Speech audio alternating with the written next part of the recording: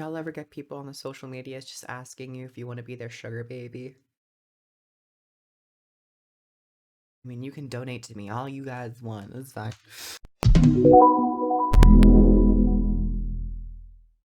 Hello, everyone, and welcome back to another video.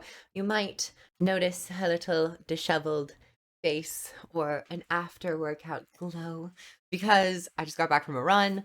I'm back, and now I'm ready to do a little bit of reaction video because we got Guild Wars 2, the Icebrood Saga, Episode 5, Chapter 2, trailer. It's Chapter 2 power trailer. Just the whole entire long title. But today, keeping in the spirit of my YouTube channel and in tradition of reacting to the last trailer, we'll react to this one, give my thoughts, see how I've changed my perception of all of this, and talk a little bit more about some news with the schedule releases for Icebrood Saga. So, let's get started. I'll just watch it through first. I've already seen this once, but we'll go through, and then afterwards I'll talk a little bit about what I've seen, what I find interesting, etc., etc. So, let's get started. Rated T for teen, blood, modeling with use of alcohol and violence. You face the least of what Primordius will bring. The death and destruction will make mortal wars seem as dreams. Guessing these were the old maps. Like Dork.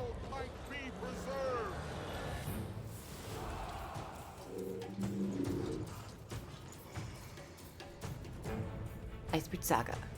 More missions, Deldrimore. Icebrood. Nice shot. Really like that shot.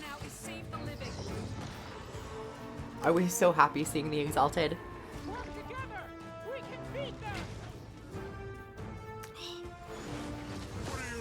So good.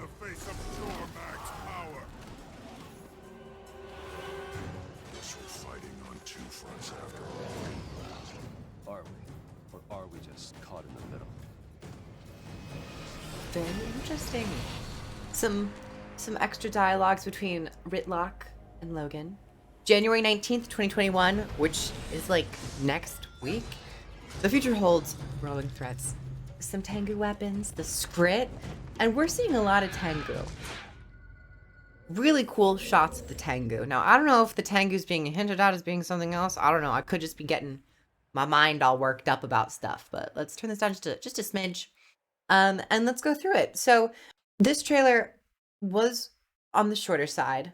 I mean, I think it was about the same length as the first one, but we've already seen a couple things in this trailer that was hinted at beforehand with the truce.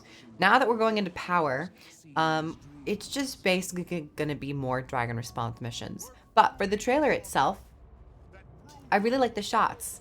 I love these shots of Lake Doric because it's a very wide field of view. It looks very barren, which is sad. I mean, I do think it is sad that these are not open world things because it's an MMO. But I just want that shot with Logan shielding and the close up. They're doing a lot of great camera work and cinematography here.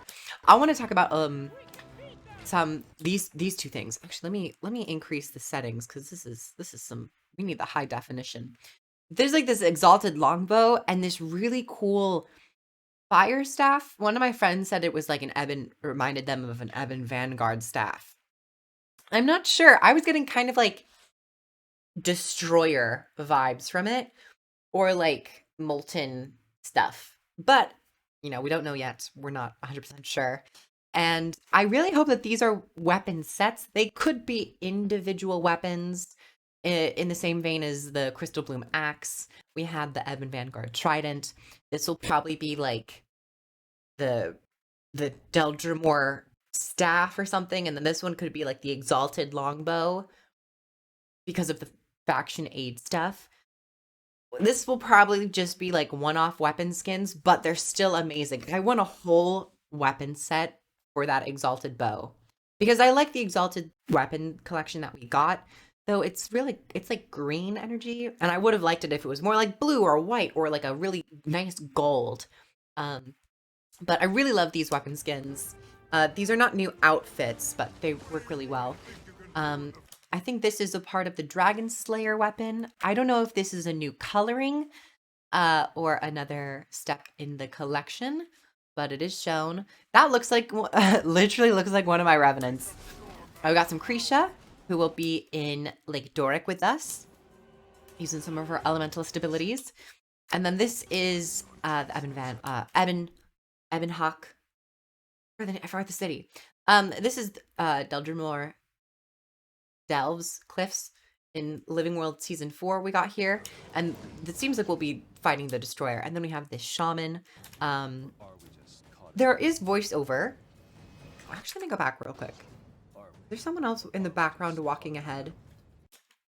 No, probably just some AI.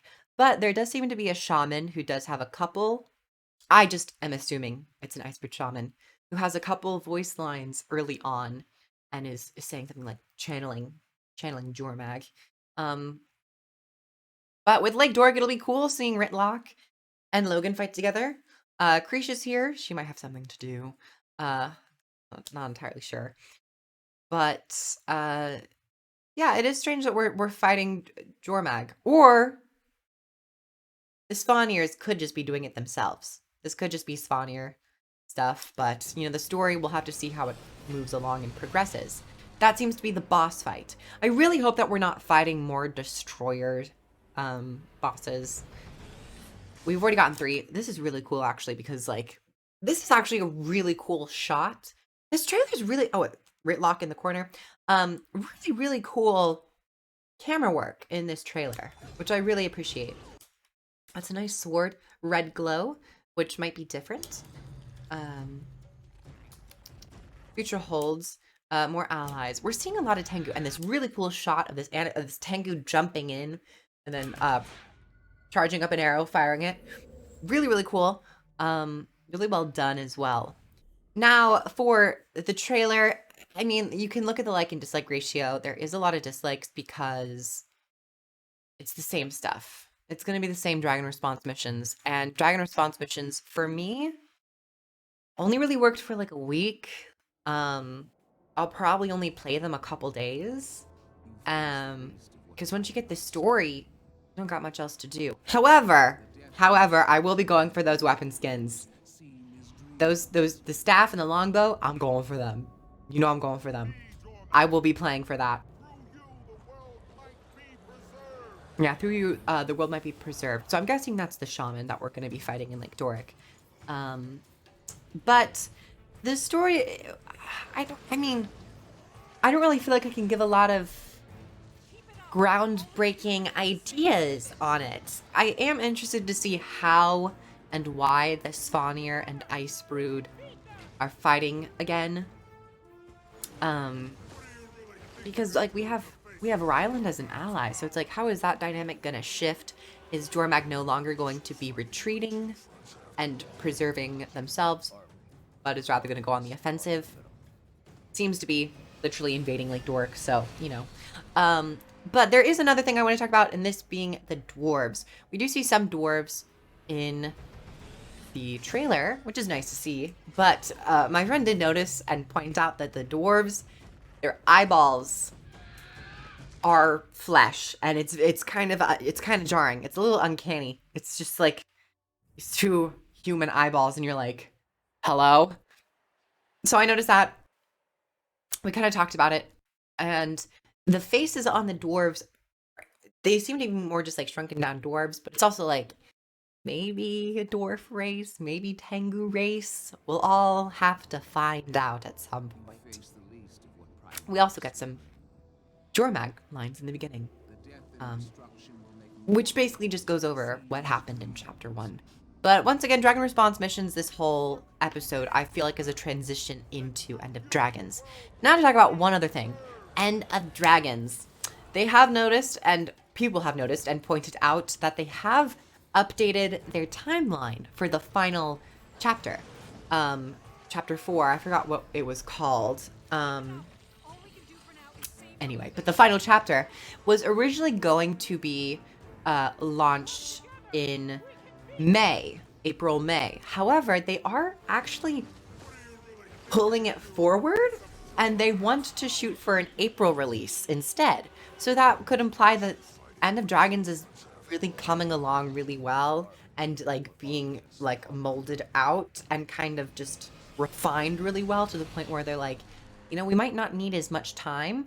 So they're going to like maybe they probably already have all of these chapters done, honestly. So they're going to push that out and then maybe we'll start seeing some more End of Dragons earlier than we expected.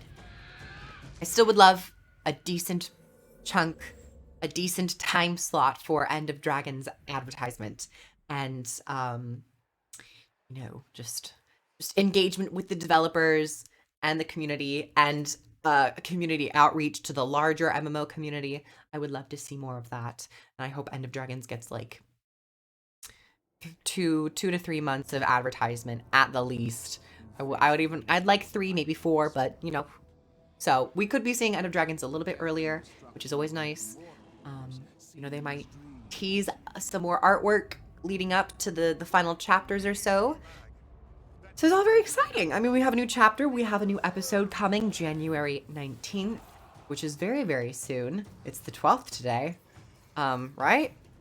Yes, the 12th. So yeah, it'll be really cool. I hope you guys enjoyed. Like the video if you liked it. Comment down below your thoughts on the trailer or just your overall experience with this episode format, what you might like to see, what you feel about the dwarves, what you feel about the Exalted, the Tengu, the release dates being pulled forward, all that stuff. But if you'd like to support me on Patreon, and you guys know what to do. I trust you guys on the internet, subscribe, all that stuff, and I'll catch you guys in the next one. Bye, everyone.